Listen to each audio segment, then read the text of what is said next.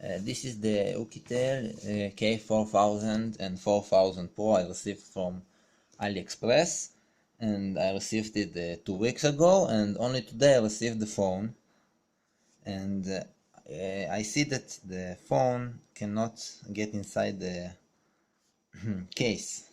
I try to put it in. You can see that it's impossible. Okay, I have to see that when I need to push very hard, and you can see that the phone does not get in.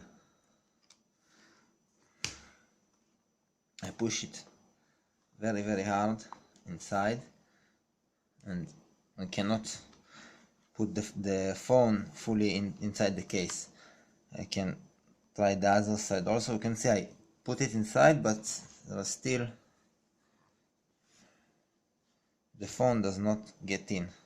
This is probably a case for K4000 and not for K4000 Pro, and it just don't fit. See, need to does not get in. So the seller just lied, it does not fit.